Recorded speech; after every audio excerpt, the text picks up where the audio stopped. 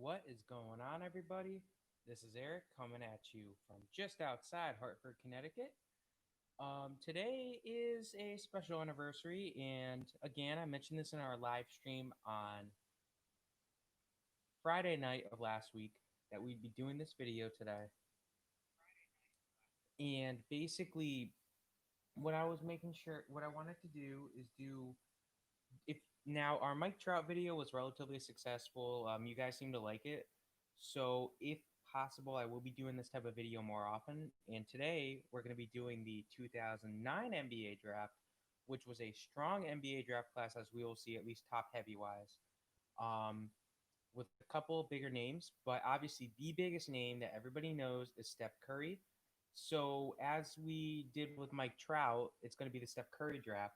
So I'm just going to look back at the players drafted before Steph Curry. Now, unlike Mike Trout, there were far less players drafted before Curry. Trout went 25th overall. Curry went 7th overall. So I went into a little bit more detail about all the players that were drafted before Curry, and you'll see what I mean. So another thing that you might notice is a different backdrop today. This isn't my permanent backdrop either. It's still being set up and everything like that. I just, the sunlight was reflecting horribly on my face and my other, backdrop area type of thing. And I just said, you know what, I'm gonna go here today. This might become more permanent depending on how things are. You also notice I'm wearing a basketball jersey today. This is an Allen Iverson jersey. Um, like I said, I don't do basketball anymore, but I did used to follow basketball. So I do have an Iverson jersey. I do have a Ben Simmons jersey. If I followed basketball, I would be a 76ers fan. Why I don't follow basketball is a story for another day.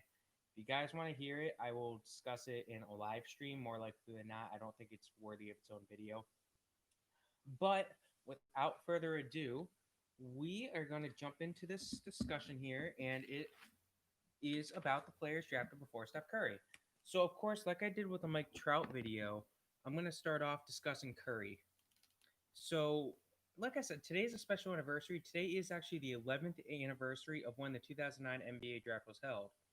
Now, the 2009 NBA draft was the first draft I really kind of looked at. And that was in part because of the second overall pick, who we'll get to in a few minutes. Because, I'm from Connecticut. HartLandSportz is based in Connecticut, as you guys know. So we kind of, that's why I followed it. It was when I just started following college basketball. So, yeah. Anyway, so the seventh overall pick, as we know, was point guard Steph Curry. Curry went to Davidson, so he was drafted as a junior, so he spent 3 years at Davidson. Um, when he left the school, he was actually the school's all-time leader in scoring. He had suffered an ankle injury as a junior in college, but he only missed one game. So he actually led the NCAA in points scored in the 2008-2009 season, so that would be his junior year.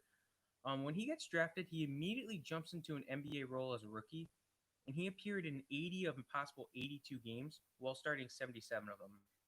Now, it's kind of hard to think if you're younger, if you're around 15 or younger. The Warriors used to suck. The Warriors used to suck.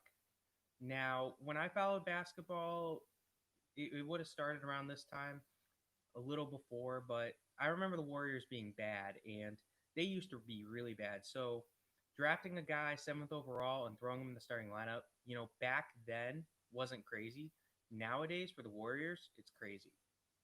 So basically, for Curry, though, as a rookie, he clicks as the season goes on, and he ends up getting named Western Conference Rookie of the Month 3 times in January, March, and April.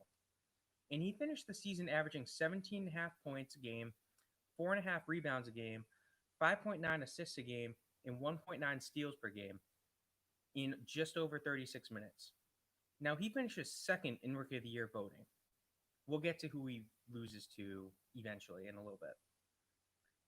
Now, he made 166 three-pointers as a rookie, which set the NBA record for rookie three-pointers made in a single season. Now, in the 2010-11 season, Curry starts 74 games for Golden State, and he supplies similar stats to his rookie year. Now, he ends up setting the Warriors' single-season record for free throw percentage at 934. So he made, if you shot 1,000 free throws, he made 934 of them. In May of 2011, Curry was named the recipient of the NBA Sportsmanship Award. He ends up undergoing surgery on his right ankle after the 2010-11 season, however. And the 2011-12 season is shortened due to an NBA strike, and he only appears in 26 of a possible 66 games in that season. And part of it was the right ankle. He also had foot injuries that season. In April of 2012, he undergoes yet another surgery on his right ankle. It's still bothering him. So, what happens is prior to the 2012-13 season, the Warriors actually signed him to a 4-year contract. And the move was seen as a massive risk at the time because this guy's coming off, two ankle surgeries in back to back seasons. He also had foot injury. And it's kind of crazy to think that signing Curry to a 4-year deal was seen as crazy, but it makes sense at the same time. So in the 2012-13 season, Curry just proves the haters wrong, and he just dominates. So at this point, Klay Thompson, who was drafted in 2011, becomes, starts coming into his own, and finally Curry's healthy, Klay's healthy and starting. So they become the Splash Brothers, as we all know them today. So he ends up, Curry himself ends up averaging 22.9 points a game and sets the NBA single season records for three pointers made with 272 that season. So in the playoffs, Curry ends up making 42 three pointers, which set the franchise record for Golden State. Of course, he would eventually start breaking these records again.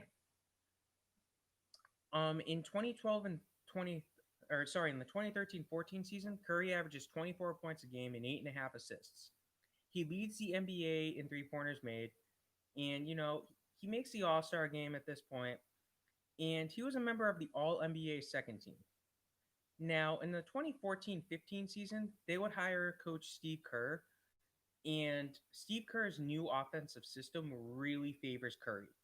So he gives Curry more freedom to shoot the ball. So this basically means Curry's able to shoot more three-pointers whenever he wants to. He doesn't have to be the all-time point guard just passing the ball. He doesn't need to be John Stockton. He's Steph Curry now. So he makes the All-Star game, and he ends up winning the three-point contest.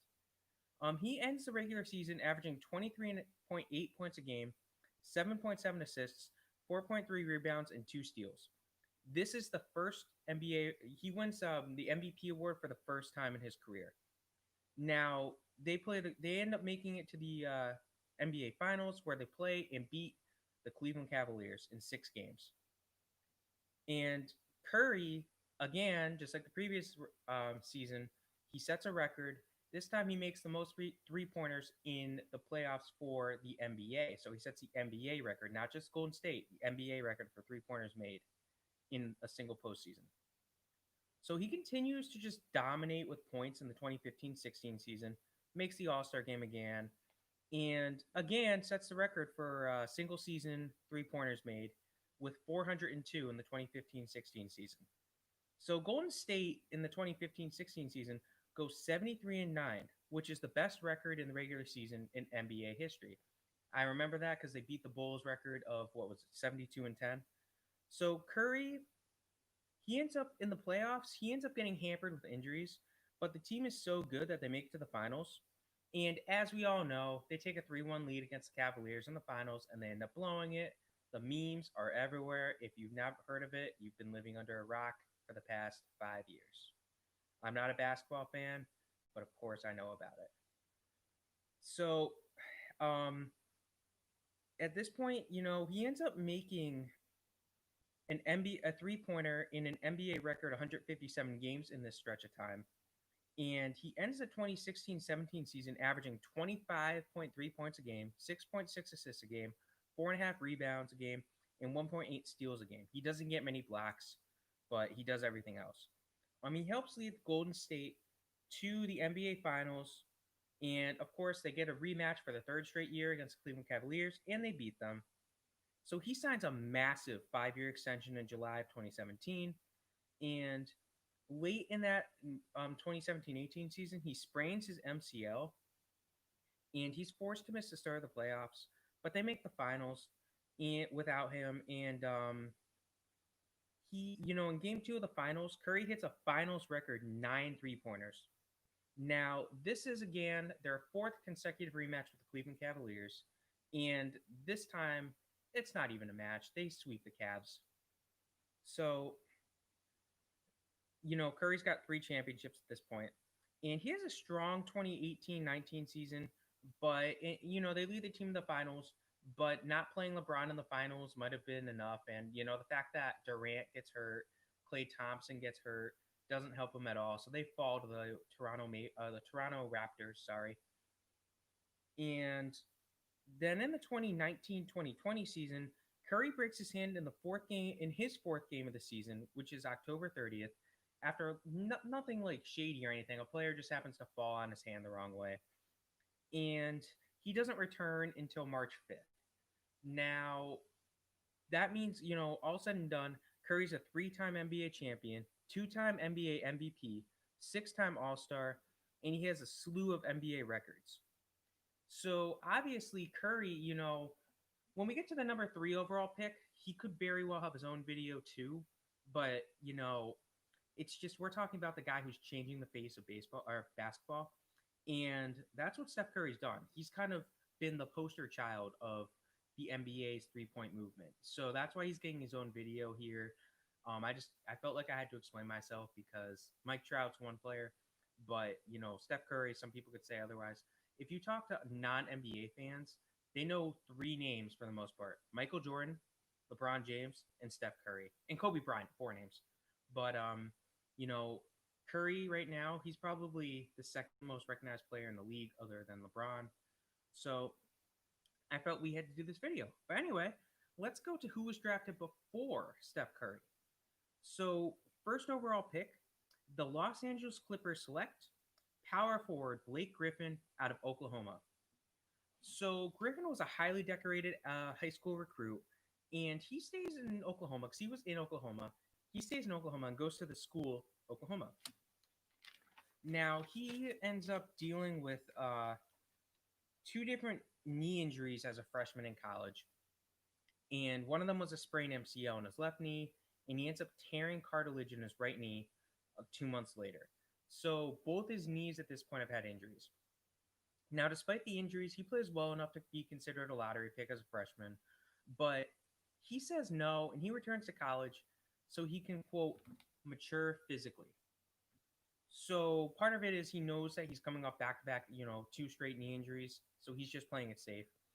And his sophomore season, he ends up leading the NCAA in rebounds, and he leads the Big 12, which is the conference Oklahoma is in points. So he wins all 6 of college basketball's National Player of the Year awards. So he declares for the draft. At this point, there's nowhere to go but down for him. He declares, and he just, he gets drafted first overall, like I said, and he dominates his first taste of NBA basketball, which is the Summer League. And he's named the MVP of the Summer League. Now, tragedy kind of strikes for him in the last preseason game for the Clippers as he suffers a stress fracture in his left knee after landing a dunk. Now, he was only ruled out a few weeks, and then that kept stretching, and then all of a sudden, he ends up requiring season-ending surgery on the stress fracture. So, he doesn't play that year, 2009, 2010. So he comes in 2010-11 is his official rookie year. So he records 27 consecutive double-doubles during his rookie season. Now, I haven't discussed basketball before, so I'm just going to say double-double. Double-double is when you get double-digit points in 2 different categories. The 5 categories being points scored, assists, rebounds, steals, and blocks.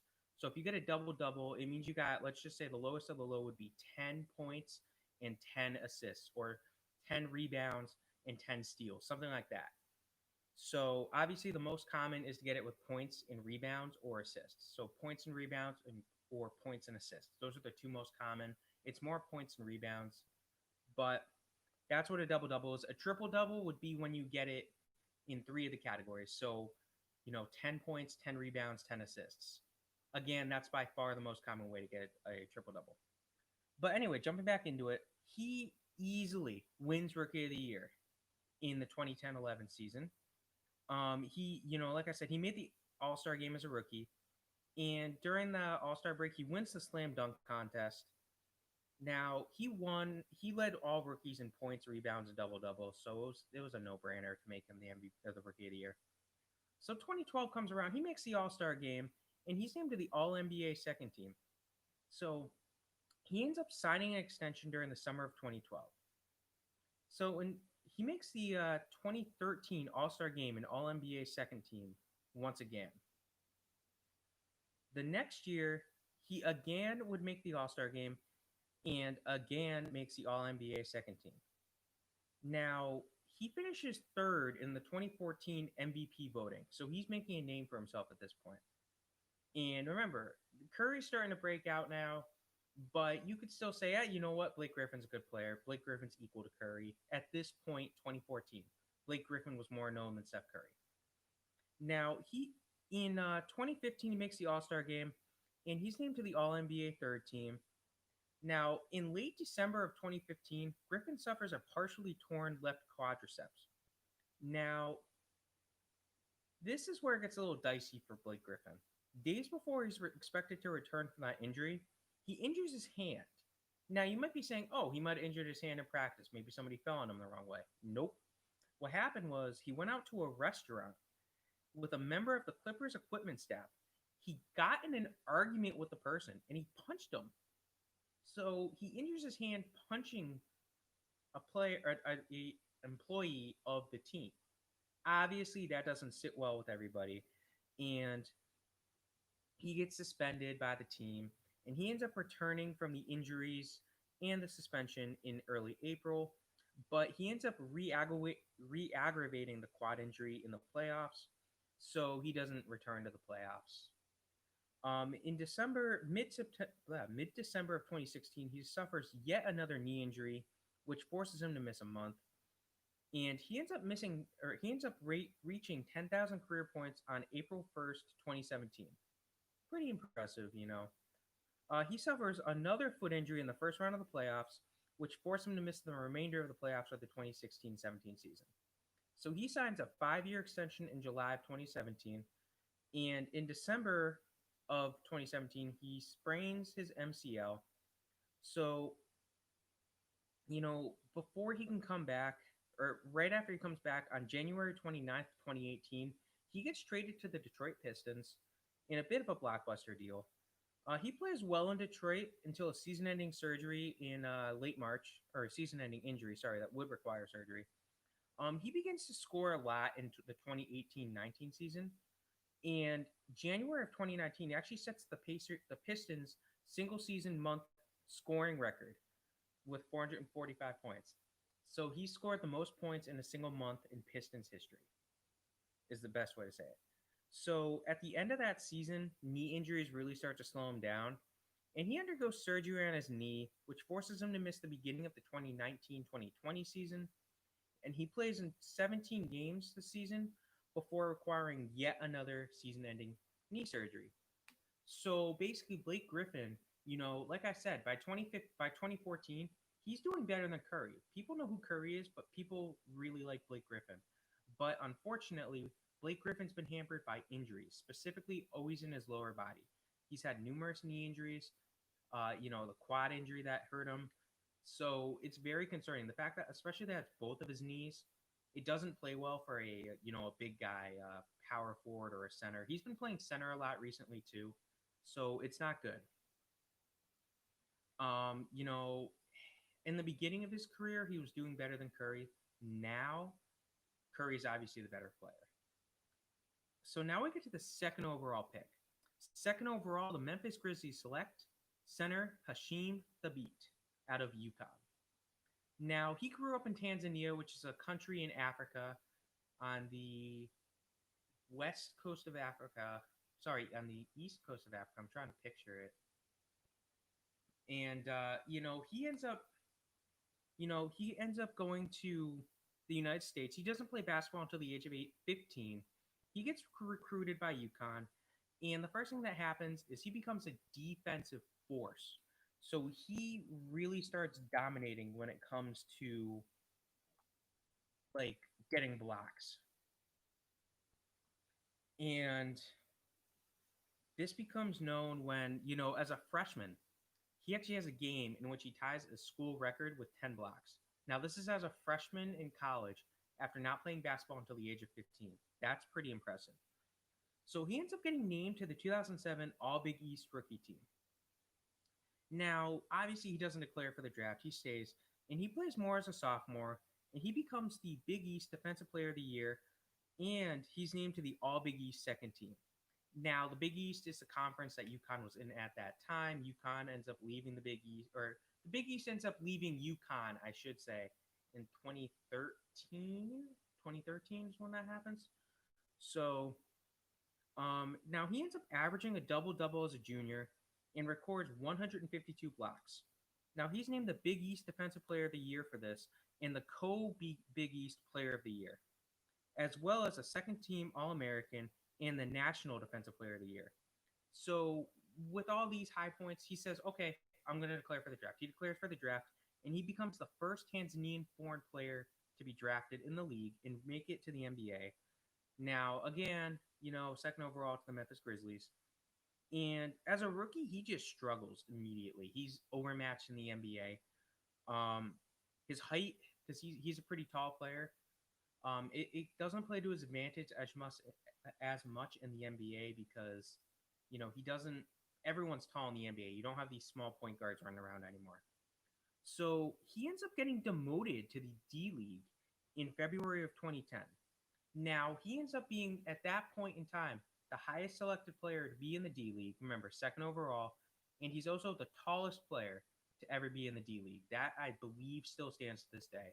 Now, Anthony Bennett, who was a complete bust, he ends up being demoted to the D League at some point in the future. So at least Thabeet doesn't own the record for being the highest drafted player to ever play in the D League. Now, he ends up getting recalled back to Memphis in mid-March, and he struggles to find playing time. So the next season, the 2010-11 season, again, he doesn't find playing time. Memphis is kind of giving up on him. And on February 24th of 2011, he gets traded to the Houston Rockets.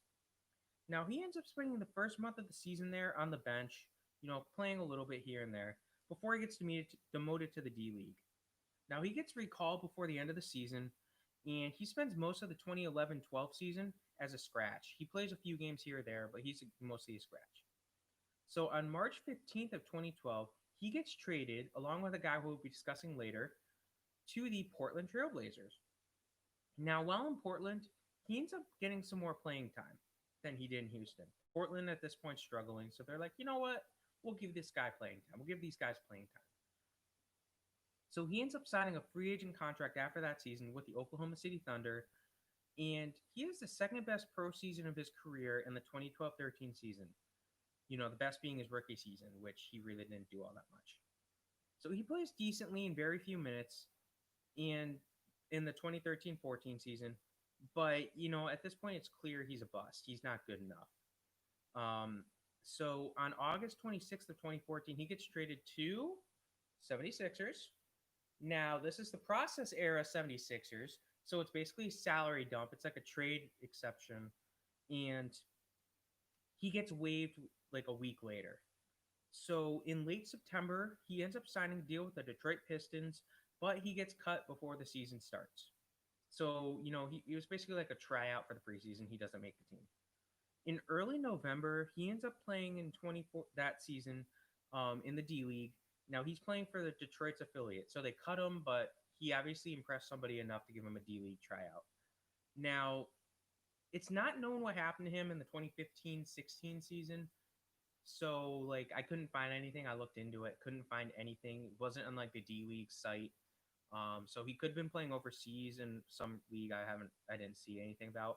But in September of 2017, he signs to play in Japan, and he ends up coming back after 2 years in Japan to play in the NBA G League. At this point, the D League is now the G League, as in Gatorade League. No comment on that.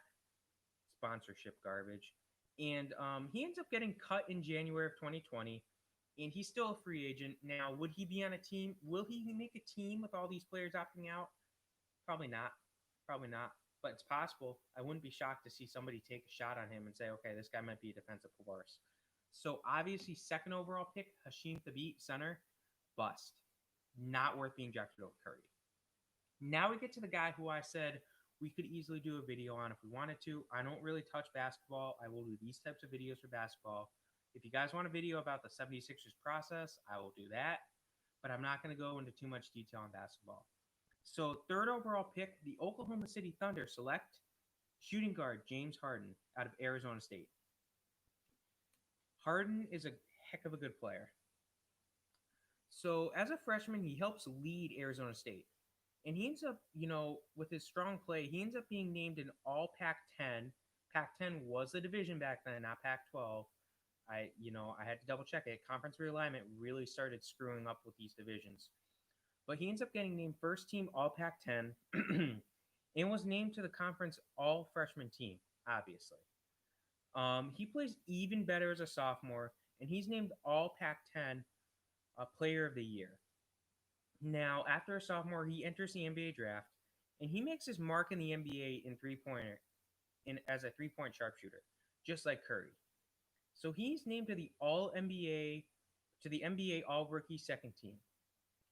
He averages 16.8 points, 4.1 rebounds, and 3.7 assists during his second season in the league. So he wins the NBA Sixth Man of the Year award. Sixth Man of the Year is basically, the first guy off the bench. So he doesn't start for you, but he plays a lot of minutes. He develops to even more for his third season, and he helps lead Oklahoma City to the NBA Finals, but they would fall to the Miami Heat in 5 games. Now, it wasn't just Harden. Obviously, they had Durant at that point. They had Westbrook at that point. So they had a heck of a good team. They were young. They were cheap. They were controllable. Keyword there is they were cheap and controllable. So following the 2011-12 season in which they made the finals, Oklahoma City tries to offer him a contract extension that's for 4 years worth $52 to $55 million, rumored. So Harden, he feels he doesn't get enough time to counter them, and he feels he's worth a little more at this point. So, they don't really give him time to consider and counter. So they end up trading him on October 27th, 2012 to the Houston Rockets. So he becomes a foundational player, according to their coach. And, they basically view him as this great player. So he begins his Rocket career with a bang. He sets the NBA record for most points in the first 2 games with a new franchise. Now, again, that's a weird record, but fact is, it's an NBA record. He broke Wilt Chamberlain's record, just to tell you how strange this record is. So he makes the All-Star game in 2013, and he proves that he's an elite shooter, especially when it comes to three-pointers and free throws. So he makes the 2012-13 All-NBA third team, and, he makes the 2014 All-Star game. He just keeps scoring. He makes the All-NBA first team in the 2013-14 season, and he has an even better season. He keeps growing in 2014-15, easily making the All-Star game. He averages 27.4 points a game, 7 assists per game, and 5.7 rebounds a game. Now, he finishes second in MVP voting. Now, they make it to the Western Conference Finals in part or mostly because of Harden at this point. He's basically leading the Rockets. And they, Harden just falls apart in Game 5 of the Western Conference Finals. He scores 14 points, but he only shot 2 for 11, and he had 13 turnovers. So he kept his scoring numbers up, even more so in the 2015-16 season. But while he was scoring, he also was turning the ball over a heck of a lot. And he set the NBA record for most turnovers in a single season with 374. So he would finish that season averaging 29 points a game, 7.5 assists a game, and 6.1 rebounds a game. So prior to the 2016-17 season, Harden's moved from shooting guard to point guard so he can be more of a playmaker. He would respond well to the move, and he finished the season with 22 triple-doubles. He averaged 29.1 points a game, as well as career bests in both assists per game with 11.2 and rebounds per game with 8.1. So Curry had an even better season that year, so Harden finishes second in MVP voting. So Harden somehow continues to improve himself. In the 2017-18 season, he plays even better. He just keeps scoring, and he basically guides the Rockets to a one seed. Now, he would win the scoring title and average 30.4 points a game. Now, this is despite him missing 7 games due to a hamstring injury, and he wins the MVP. So finally, after 2 years of being the runner-up, he finally wins the MVP award for the first time. So Harden, he carries the team early on in the 2018-19 season because they struggle and they kind of fall apart in the 17-18 season in the playoffs. And the other players on the team in the 2018-19 season are dealing with injuries early on. So Harden just keeps carrying that team. He keeps dominating. He sees a streak in which of 32 consecutive games in which he scores 30 plus points. So he had to carry that team. He had to carry that team. On March 31st of 2019, he recorded his 5th career triple-double with scoring 50 plus points. So at this point, he has 5 triple-doubles in which he scored 50 or more points. That's an NBA record, and he's still young. He still has time to improve on that. He finished his second MVP voting. So he would actually finish the 2010s as the decade's all-time leading scorer over Curry. Now, you might be saying, why am I not talking about Harden? Why am I talking about Curry? Curry is the face of the NBA three-point movement. Harden is the second face. So Curry is more well-known than Harden. It's just a fact. Part of it has to do with the fact that, Curry actually has rings. Harden does not. I should have said Harden was cruising along prior to the coronavirus pause, but, you know, it kind of goes without saying for him. So, if you would have picked Harden over Curry, that's fine. You can justify picking Harden over Curry. Curry's had better teammates than Harden, so other than other than early on, but you can't really compare rookies with seasoned veterans. So, if the Thunder would have been able to stick together, I can only imagine how good that team would have been. If you could have kept Durant, Westbrook, and Harden together for years, you can only imagine how good that team would be. Now, obviously, Westbrook's back with Harden, but the season cut short, injuries to that team. Time will tell. Now we're getting to another interesting name with the 4th overall pick. The Sacramento Kings select shooting guard Tyreke Evans out of Memphis. Memphis is my second team when it comes to college basketball. So I knew who Tyreke Evans was. So that's part of why I was watching the draft again. Hasheem Thabeet, Tyreke Evans. I love Tyreke Evans. I wish I had thought about grabbing it. I do have a Tyreke Evans signed basketball. Big fan of his. So he has a very, very, very strong freshman season in college. He wins Conference USA's Player of the Week 8 times. Now, Conference USA, again, is the conference that they were in at that time. Now they're in the American Athletic Conference. He helps guide the team, to the NCAA tournament.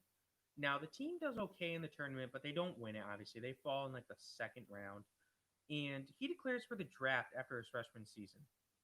He gets picked by Sacramento 4th overall. Now, if you know much about basketball, Sacramento is known for screwing over draft picks. They will do seemingly whatever they want, whatever they can, to hurt a draft pick's chance of succeeding in the NBA. So he starts off his rookie season well, and he ends up getting named the Western Conference Rookie of the Month for the October-November month, because October is a very short month for basketball, so they just say it's October-November, combine the two. He averaged 18.8 points a game, 5 rebounds, 4.7 assists, and 1.3 steals in that time. So he's named December's Rookie of the Month, Western Conference Rookie of the Month as well. So he ends up playing in the 2009-2010 rookie and sophomore game during the All-Star break, and he wins MVP.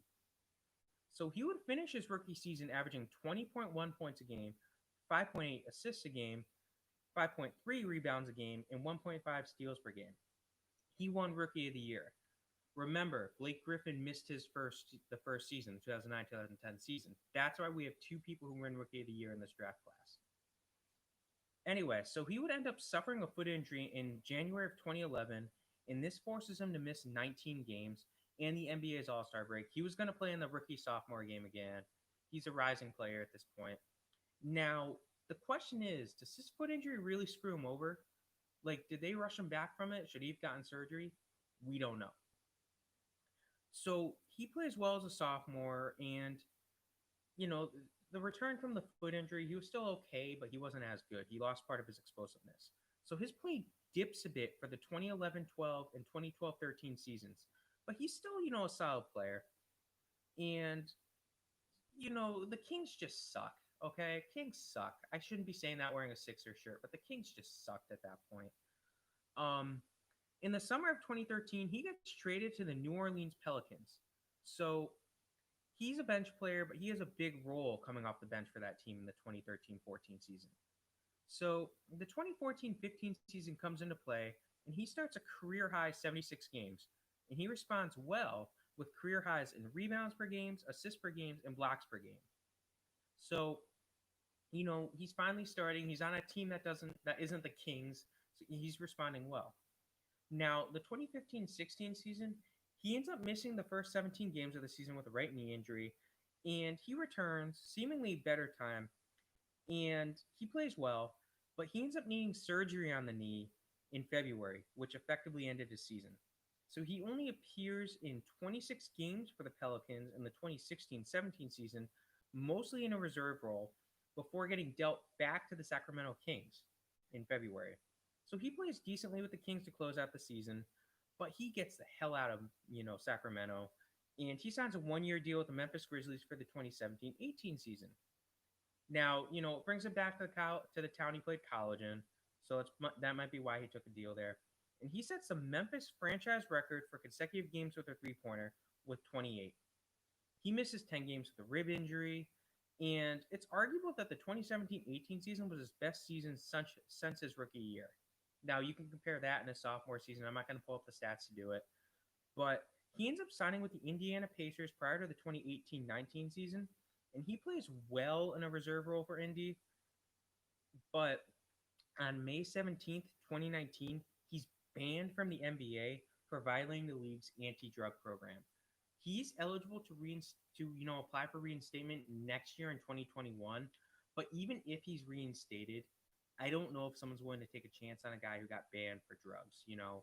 Look at OJ Mayo, I believe his name is. I mean, the guy's banned for life too for drugs, and if he were to declare, I don't think he'd get back.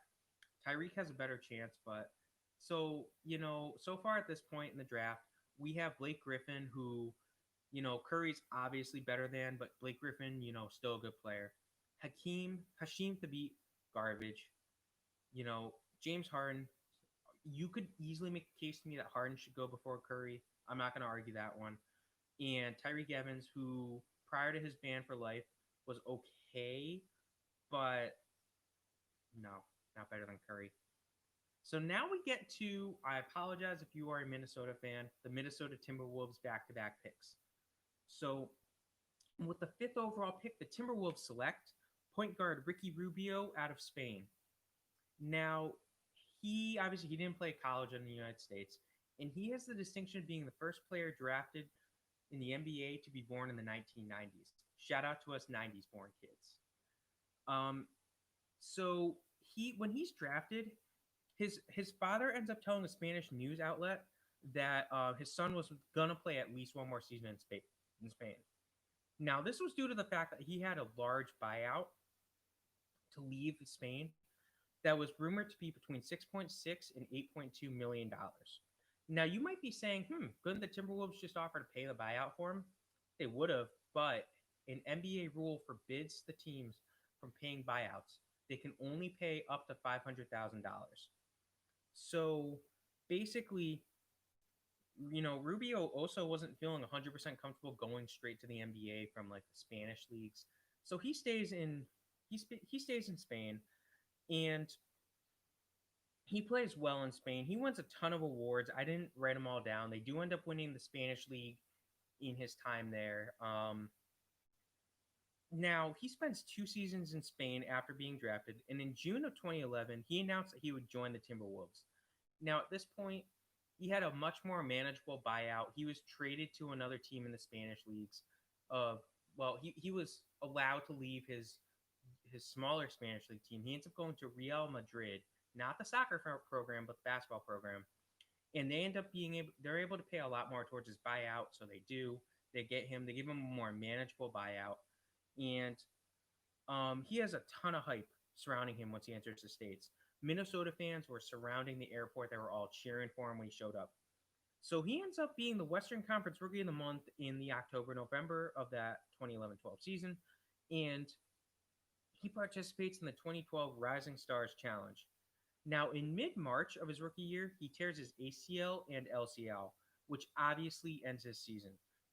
He finishes second in that season in Rookie of the Year voting, and he averaged 10.6 points a game, 8.2 assists a game, and 2.2 steals a game. He's known for He's known for assists and steals. Now, he gets points, but he's more known for his assists and stealing. So, in the 2012-13 season, he actually finishes second in the league in steals per game behind Chris Paul. Now, 2013-14 season, he actually sets the Timberwolves single season record for steals. In late October of 2014, he signs a 4-year extension with the Minnesota Timberwolves.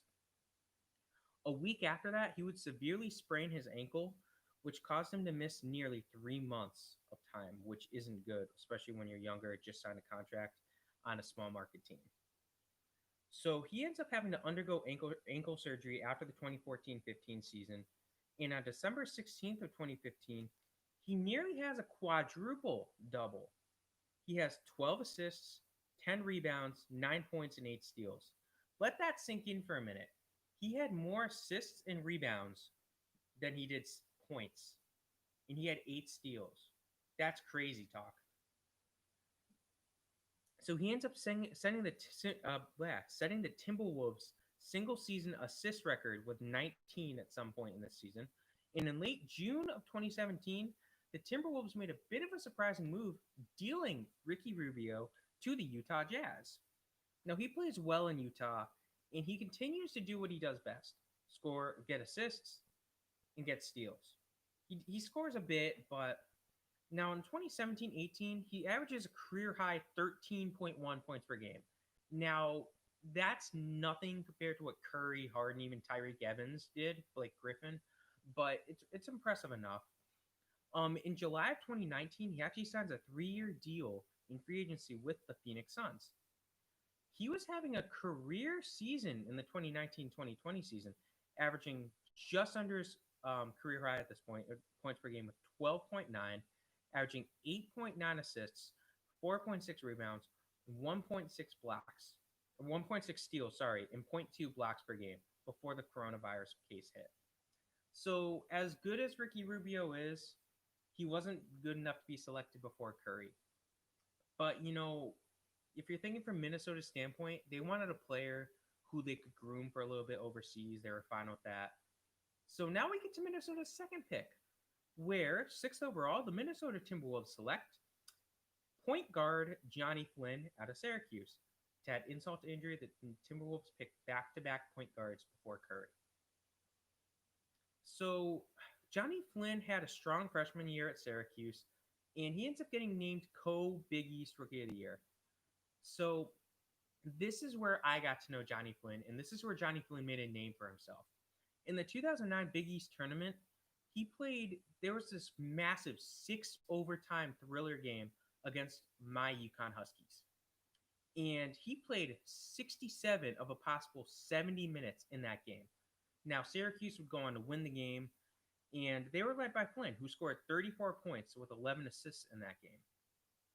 Now, Syracuse does not win the tournament, but he was named the tournament's MVP. He declares for the draft, as his stock's pretty much as high as it's going to be. He plays decently as a rookie. He averages 13.5 points a game and 4.4 assists per game. Now, his stock looks to be going up, but he ends up undergoing hip surgery in summer of 2010. And when he returned, it was clear that the surgery slowed him down.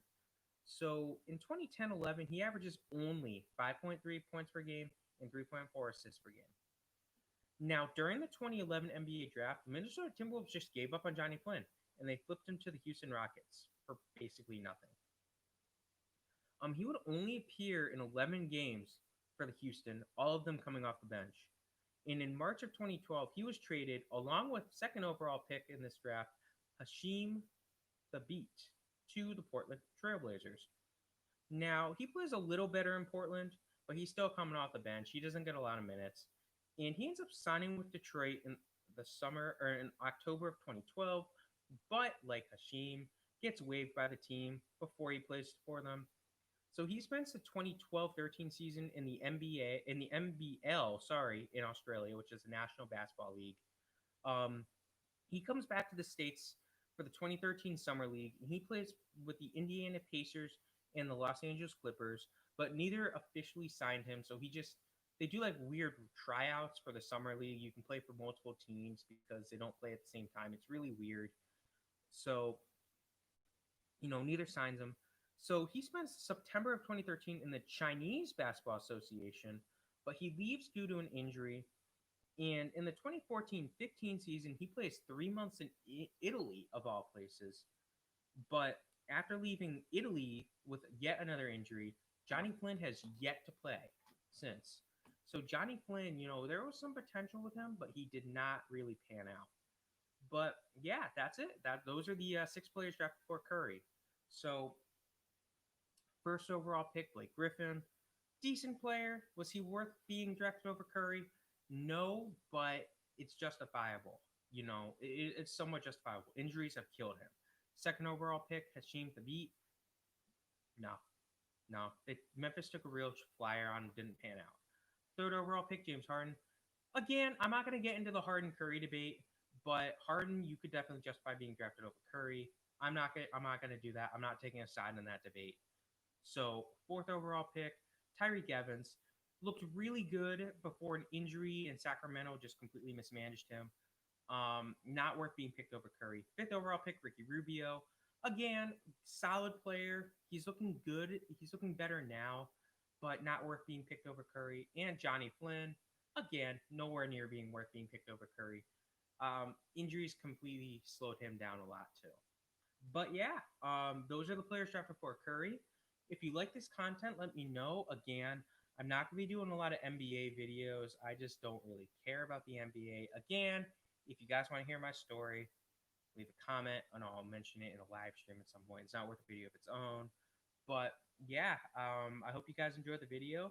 We post content like this all the time. I'm going to be doing these who was drafted before videos a little more often since, the Trout one seemed to work pretty well.